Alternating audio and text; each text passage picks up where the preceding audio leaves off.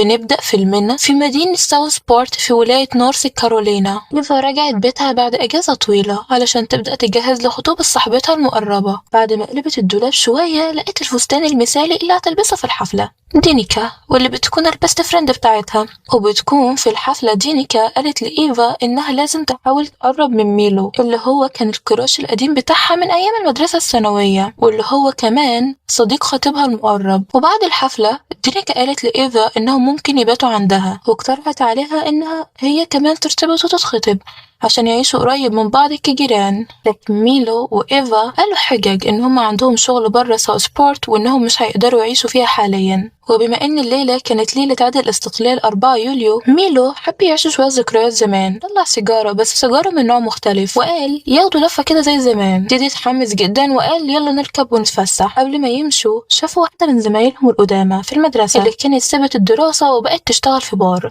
لأن أبوها كان خسر كل فلوس الجامعة على الشرب والقمار. المجموعة قررت تعزمها معاهم علشان يعيشوا ذكرياتهم القديمة. وهم في الطريق الكل كان مبسوط جدا إنهم مع بعض تاني بعد سنين. وفجأة تيدي بدأ يصرخ وقال لدينيكا خدي بالك، ففرملت فجأة، بس في الحقيقة ما كانش في أي حاجة. وتيدي بدأ يضحك وقال لها إنه كان بيهزر، بس هي كانت مرعوبة جدا وفكرت إنها خبطت حد. وبعد شوية بيكونوا وصلوا عند منحنى علشان يتفرجوا على الألعاب النارية. هناك تيدي بيكون السيجارة اللي شربها طيرت عقله من دماغه، وبدأ يهرج ويقول إن هو بيحب اللحظة دي وافتقدها جدا. بس وهو في حالته دي بدأ يتنطط في نص الطريق رغم تحذيرات صحابه إنه في عربيات جاية. تيدي ما سمعش الكلام وفضل واقف في الطريق وقال لهم إن هو مطمن، ما تقلقوش، السواق هيعدي من الناحية التانية. بس العربية ما عملتش كده. ميلو جري بسرعة علشان يزقه بعيد عن الطريق، والكل بدأ يزعق له إنه يخرج فورا، لكنه أصر إن العربية مش هتخبطه. وفجأة عربية تانية كانت جاية وملاحظتش وجوده غير متأخر جدا، فحاولت إنها تتفادى تصدمه، لكن العربية اتزحلقت وراحت مخبوطة في السور المعدني بتاع المنحنى. المجموعة كلهم جريوا بسرعة علشان يساعدوا السواق اللي كان على وشك إن هو يقع بالعربية. حاولوا بكل قوتهم يمسكوا العربية، لكن العربية كان وزنها تقيل جدا وإيديهم فلتت. السواق كسر الإزاز ومد إيده علشان يمسك هدوم تيدي، بس تيدي اتخض وشد هدومه منه، فالعربية وقعت من فوق المنحنى. الكل بدأ يصرخ ويتوتر ويفكروا يعملوا إيه. تيدي قال يروح يتصل بالإسعاف، وستيفي قالت لهم إنها لو اتورطت فهي ما عندهاش فلوس تجيب محامي زيهم، وكانت ندمانة إنها ركبت معاهم أصلا. دينيكا حاولت تهديها وقالت لها ما فيش جريمة حصلت، دي كانت مجرد حادثة يعني. لكن ميلو رد عليها وقال لها دي مش حادثة يا دينيكا، لأن تيدي كان واقف في نص الطريق وده اسمه قتل غير متعمد. تيدي رجع وقال لهم إن الإسعاف جاية في الطريق ولازم يهربوا قبل ما حد يشوفهم. لكن إيفا رفضت وقالت لا، إحنا لازم ننزل نشوف السواق، يمكن لسه عايش ونقدر نساعده. الباقيين رفضوا الفكرة وقالوا لها إنهم لازم يمشوا فورا. رجعوا العربية والسكوت سيطر على الجو طول الطريق، ولما وصلوا عند بيت تيدي اتفقوا إن محدش يحكي لحد عن اللي حصل غير لأبو تيدي بس، لأنه ممكن يساعدهم يغطوا على الموضوع. وبعد سنة كاملة بتكون إيفا راجعة من الطيارة وبيجيلها مكالمة من ميلو بيقول لها إنه جاي المطار كمان شوية علشان ياخدها، لأنهم بقوا مع بعض دلوقتي. وإيفا بتكون اتعرفت على بنت غريبة على الطيارة، والبنت الغريبة ما بتعرف إن إيفا رايحة ساوثبورت فطلبت منها إنها تاخدها معاها. وهم في العربية في الطريق البنت الغريبة حست إن في توتر بينهم، فعرفتهم بنفسها وقالت لهم إنها اسمها تايلر. إيفا كانت مستغربة وجودها وسألتها بتعملي إيه هناك. تايلر ردت عليها وقالت لها إنها عندها بودكاست مباشر بتتكلم فيه عن جرائم القتل والحوادث الغامضة. وبعد شوية بيكونوا وصلوا الحفلة بتاعت دينيكا، واللي بتكون مستلمة هدايا كتير جدا من العيلة والصحاب. وأول ما بتبدأ تفتح الهدايا وتشوفها بتلاقي ظرف غريب، ولما بتفتحه بتلاقي فيه ورقة مكتوب فيها جملة بتقول أنا عارف اللي عملتوه الصيف اللي فات. دينيكا اتصدمت وقلبها وقع، بس ما كانتش فاهمة معناها ايه، فنادت صحابها على جنب علشان تسألهم لو حد منهم عارف حاجة عن الجواب ده. الكل قال إنه ما يعرفش حاجة، لكن دينيكا كانت مقتنعة إن الجواب ده أكيد من تيدي علشان كانوا صابوا بعض، وهي متأكدة إن هو بيحاول يضايقها. الباقيين قالوا لها لأ، وإنها ما تسرعش بالحكم عليه، وما يروحوا يواجهوه بالجواب ده. وبيوصلوا لليخت بتاع تيدي، بس المكان كان باين عليه الإهمال والكركبة، ووروه الجواب. فتيدي اتنرفز جدا وقال لهم إنه ما يعرفش عنه أي حاجة، وصرخ فيهم وقال لهم يسيبوا المركب ويمشوا فورا. بعدها دينيكا كانت في البيت بتنظف وبتوضب، فسمعت صوت بره، اتفزعت، لكنه طلع خطيبها وايت وبيطمنها وبيقول لها ما تخافيش، انا هنا ومش هسيبك زي ما الاكس بتاعك عمل. الكلام ريحها شويه، وبعدها طلعت فوق علشان تستحمى وحطت السماعات في ودانها تسمع مديتيشن علشان تهدى. تحت وايت كان بيشرب وسمع صوت عند حمام السباحه، راح يتاكد وبص حواليه لكن ما شافش حاجه، ولما لف يرجع فجأة اتغرس فيه سن صنارة صيد، اتسحب بيها على الأرض وكان بيحاول يشيلها من جسمه، لكن أول ما عمل كده طلع له راجل لابس بدلة سودا ووشه مش باين من الضلمة، وهاجمه تاني بنفس الصنارة. ووايت كان بيتفاوض معاه وقال له إنه يستنى وياخد الكود بتاع محفظته الكريبتو وكل الفلوس ليك بس سيبني أعيش. بس المجهول ما كانش مهتم ومكمل عليه لحد ما خلص عليه بالصنارة تماما. في نفس الوقت فوق دينيكي كانت مسترخية في البانيو وما سمعتش أي حاجة من اللي بيحصل تحت بسبب السماعة، ولما خلصت ونزلت كانت فرحانة تنزل تشوف خطيبها، لكن اللي شافته كان كابوس حقيقي. وايت كان متعلق في السقف مربوط بخطاف الصيد والدم في كل حتة، وعلى الحيطة مكتوب مش هتعرفوا تمسحوا الماضي. بعد شوية في مركز شرطة ساوثبورت كانت إيفا هناك مع دينيكي علشان تساندها وتقف جنبها. أبو تيدي اللي هو أصلا مطور عقاري كبير في المدينة قال لها إن هو هيكلم رئيس الشرطة علشان يخليهم يراقبوا على القاتل كويس. إيفا قررت ما تسيبهاش لوحدها وقالت لها إنها هتبات عندها الليلة عشان تكون جنبها. تاني يوم الصبح المجموعة كلها اتجمعت تتكلم على اللي حصل وتحاول تفهم إيه اللي بيحصل في المدينة. وايت ما كانش معاهم في الليلة بتاعة الحادثة السنة اللي فاتت، فالموضوع واضح إنه مش صدفة. كلهم بدأوا يسألوا نفسهم مين ممكن يكون عرف سرنا، لكن كل واحد أكد إنه ما حكاش لحد وإن السر كان دايما بينهم هما الخمسة بس. فإيفا افتكرت البنت اللي قابلتها في الطيارة اللي هي اسمها تايلر اللي قالت لها إنها بتعمل بودكاست عن جرائم القتل. دينيكا فتحت صفحتها على الإنترنت وبدأت تشغل واحدة من حلقاتها. كانت الحلقة بتحكي عن قاتل في سنة 1997 كان دايما بيلبس بالطو صيادين وبيمشي بخطاف صيد، وكان بيطارد مجموعة مراهقين افتكروا إنهم ممكن يهربوا بعد ما عملوا جريمة قتل. القاتل ده كان بيصطادهم واحد ورا التاني، وكل حاجة بدأت بجواب مجهول مكتوب فيه نفس الجملة. دينيكا أول ما سمعت الكلام ده افتكرت الجواب اللي جالها، وإيفا بدأت تقتنع إن تايلر أكيد تعرف تفاصيل كتير جدا عن القاتل، أو يمكن تكون هي نفسها القاتلة. لكن الباقيين رفضوا فكرتها وقالوا لها دي نظرية غريبة، وقرروا يدوروا على تفاصيل قضية 1997 على الإنترنت. لكن تيدي قال إن أبوه كان مسح كل حاجة تخص القضية دي لأنها كانت بتأثر على سمعة المدينة وبتضرب الاستثمار فيها. في المدينة تايلر بدأت البودكاست بتاعها عن جريمة القتل اللي حصلت سنة 1997، وهي بتحكي إن الناس هناك اتحركوا بسرعة جدا وكأنهم نسوا الحادثة دي. بس بعدين اكتشفت إن ده كان مقصود بعد ما أسعار العقارات وقعت بسبب الجريمة، والد تيدي استغل الفرصة وخلى المدينة شكلها جميل جدا عشان تبقى مزار سياحي والناس تيجي تقضي أجازتها فيها. وبعدين بنشوف إيفا وهي بتروح مع تايلر عشان يشوفوا بيت باي سايد اللي بتكون حصلت فيه جريمة قتل المراهقين سنة 1997. تايلر بدأت تحكي القصة وإزاي الجريمة حصلت، وقرت لها الرسالة اللي الشباب دول استلموها قبل موتهم واللي طلعت شبه بالظبط الرسالة اللي دينيكا استلمتها. وبيبان ان في 2 من المراهقين بيكونوا رجعوا من الهجوم، واحدة منهم كان اسمها جولي اللي بتشتغل مدرسة في مدرسة ثانوي. تايلر بعد كده قالت لإيفا تستناها في المكان ده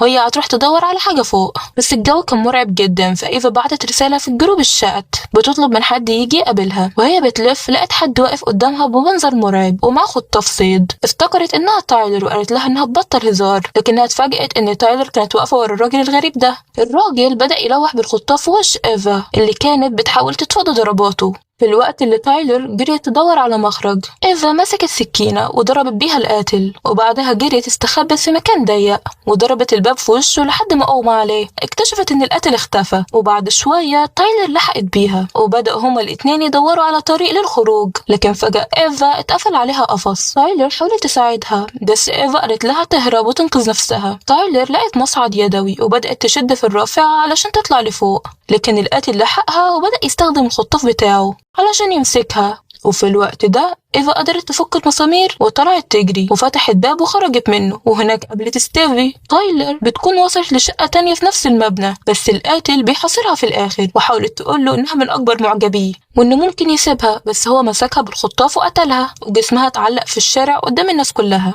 وبما ان المجموعة مش لاقيين اي اجابات ولا حلول من الشرطة والشرطة مش بترد على حد غير جرانت اللي هو بيكون والد تيدي، كلهم قرروا يدوروا على حد يساعدهم. في مدرسة هونفمان الثانوية، جولي اللي بتكون ناجب من الحادث اللي حصل زمان للمراهقين اللي اتقتلوا سنة 1997 بتكون لسه مخلصة حصة لما إيفا راحت لها تطلب منها تساعدها في اللي بيحصل معاهم. جولي افتكرت انها بتهزر، بس لما سمعت ان القاتل معاه خطاف وان كم واحدة من صحابها ماتوا بعد ما قابلوه وكمان استلموا رسالة بدأت تاخد الموضوع بجد وسألتهم عملتوا إيه الصيف اللي فات. إيفا فضلت ترجعها تروح معاها ساوثبورت علشان يشتغلوا مع الشرطة ويحاولوا يلاقوا حل، بس جولي قالت لها إنها وعدت نفسها إنها عمرها ما هترجع ساوثبورت تاني، لأن محدش سمعها ولا صدقها زمان. هي كانت شايفة إن محدش هيصدقها دلوقتي برضه، وقالت لإيفا إنها لا هتعرف تهرب ولا تختفي، والطريقة الوحيدة علشان ينجوا هما إنهم يكتشفوا من القاتل قبل ما يوصل لهم. وفي مجلس المدينة جرانت اللي هو والد تيدي ورئيس الشرطة قالوا إن اللي حصل لتايلر كان بسبب مشكلة نفسية وإنها أذت نفسها. إيفا اعترضت وقالت إنهم متحيزين، وميلو وقف معاها وقال إن الجريمة اللي اتقتل فيها وايت خطيب دانيكا كانت بشعة. إيفا كمان قالت إنها اتطردت من واحد لابس جاكيت الصيد ومعاه خطاف، وده عمل توتر كبير بين الناس في المدينة. وكملت وقالت عن الحادث اللي حصل في 4 يوليو، لكن جرانت قطع كلامها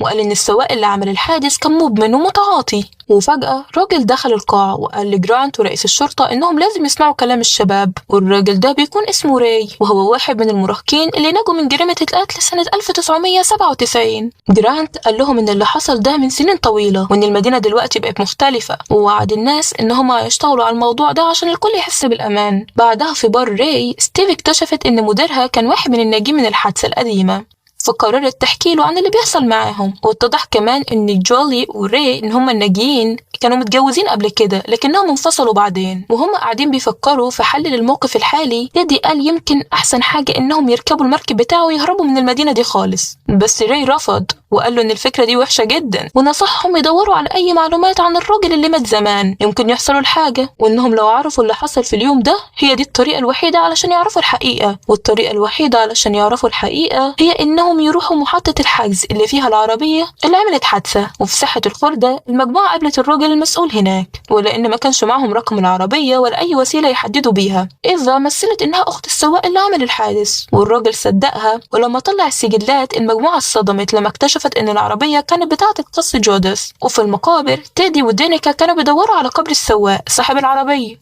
وهناك لاحظوا حاجة غريبة. القبر اللي مكتوب عليه اسم سام كوبر اللي هو الراجل اللي مات في الحادثة كان عليه ورد لسه محطوط جديد، فطلبوا من حارس المقابر يشوفوا الكاميرات عشان يقدروا يعرفوا مين اللي جاب الورد. وأول ما الراجل راح يشوف التسجيل القاتل ظهر وراه وقتله وفصل كاميرات المراقبة. بعد شوية انتظار والحارس لسه مرجعش، تيدي قرر يروح يدور عليه، وأول ما مشي دينيكا كانت واقفة لوحدها، وفجأة القاتل ظهر وراها حاول يضربها، بس دينيكا قدرت إنها تتفادى ضرباته وجريت على مخزن قريب، والقاتل جري وراها وسحبها من المكان اللي كانت مستخبية فيه. دينيكا بدأت تترجاني وسيبها، لكن القاتل زق راس دينيكا على المنصة وكان خلاص هيقتلها، بس تيدي وصل في آخر لحظة وضربه ووقعه. ولما راح يطمن على دينيكا يشوفها كويسة ولا لأ ولف يبص وراه لقى القاتل اختفى. في نفس الوقت جولي كانت قاعدة بهدوء في البيت اللي هي البنت اللي كانت نجت من الحادثة زمان، ولما المساعد الذكي بتاعها قال لها ان في حد واقف عند باب البيت مسكت مقص عشان تدافع بيه عن نفسها، ولما قربت من الباب وفتحته اكتشفت ان اللي واقف بره هو الراي وبيكون جاي يطمن عليها وبس. في بيت دينيكا الكل قرر يفضلوا سوا علشان يحموا بعض. دينيكا وتيدي بيكونوا في اوضه، وميلو وإيفا بيكونوا في اوضه الضيوف، بس ميلو بينزل ياخد الشاحن من العربية، وهناك القاتل هجم عليه وربطه بحبل. القاتل بيلف الحبل حوالين رقبة ميلو وبيخنقه لحد ما يموت. إيفا خرجت تدور عليه وشافت العربية وهي بتتحرك برا المكان، فافتكرت إنه سابها ومشي وبدأت تعيط وهي بتتوسله يرجع ويرن عليها. تاني يوم إيفا ودينيكا راحوا الكنيسة يدوروا على القس جودس، ولما ملقوش حد دينيكا قالت إنها محتاجة تستخدم الحمام، واستغلت الفرصة ودخلت مكتب القس من غير ما حد يشوفها. هناك اكتشفت إن سام كوبر الراجل اللي عمل حادثة ومات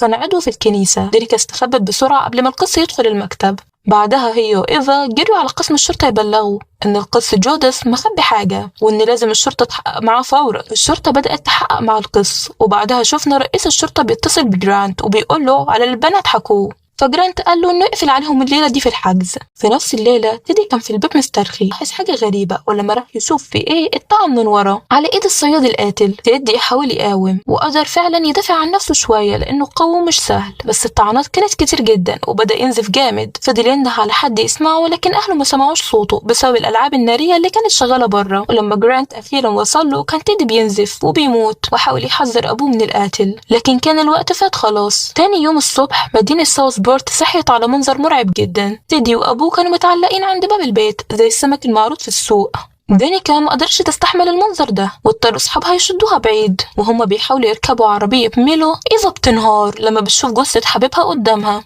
راي بيجي بسرعة وقال للبنات يركبوا المركب ويمشوا من المدينة فورا. وبعد ما البنات بلغوا عن القس جوداس، الشرطة دهمت الكنيسة، لكن لقوه مقتول بطريقة بشعة. وفي المركب بعد كده اكتشفنا ان القاتل كان معاهم هناك وبدأ يهاجم دينيكا، بس دينيكا بتتحرك بسرعة والقاتل ما بيقدرش يسيبها. وفي اللحظة دي القاتل قرر يكشف عن نفسه، وطالع انها ستيفي طول الوقت. قالت للبنات ان بعد اللي حصل مع ابوها عيلتها فلست تماما، واضطرت تروح مصحة تتعالج، وهناك خدت العلاج اللي كانت محتاجاه. وخلال الفترة دي قابلت سام اللي هو الراجل اللي عمل الحادثة، ووقتها حاولت تنسى ان صحابها المقربين سابوها لوحدها لما حياتها اتقلبت وبقت سودة. وفي ليلة 4 يوليو سام كوبر جه ياخدها بالعربية، وهي ما كانتش عارفة ان هو غير لما لقوا الجثة تاني يوم. قالت ان سام ده كان طوق النجاة بتاعتها اللي خلاها تقدر تكمل وتفضل عاقلة، لكنهم خدوه منها. وكشفت كمان انها قتلت القس لانه كان بياخد فلوس من جرانت عشان يسكت وما يفتحش موضوع موت سام. وفي وقت من الاوقات ستيفي فكرت تقتل نفسها، لكنها قالت لنفسها ان ده ملهوش لازمة، وقالت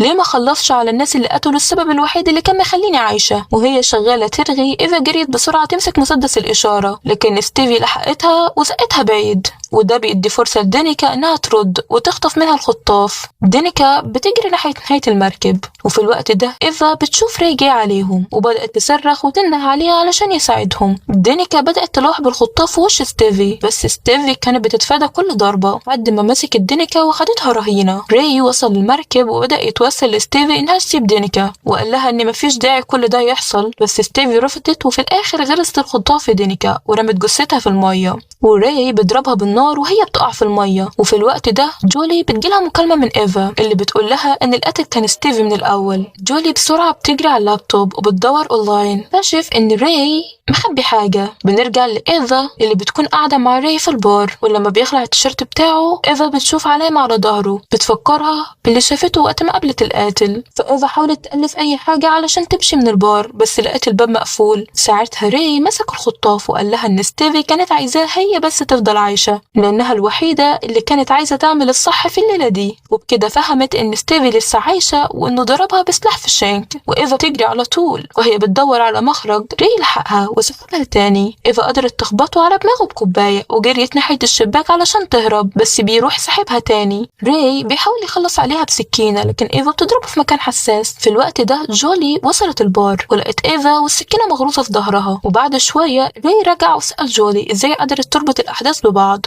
وسألته هي كمان إذا كان ستيفي جت له تطلب مساعدته. راي شرح لها إنهم خربوا حياة ستيفي وهي كانت عايزة تنتقم، وإنه كان عارف إن الطريقة الوحيدة إنها تاخد حقها إنها تاخده بنفسها بالطريقة القديمة، طريقة القتل اللي كان بمثابة تذكير بسيط باللي حصل سنة 1997.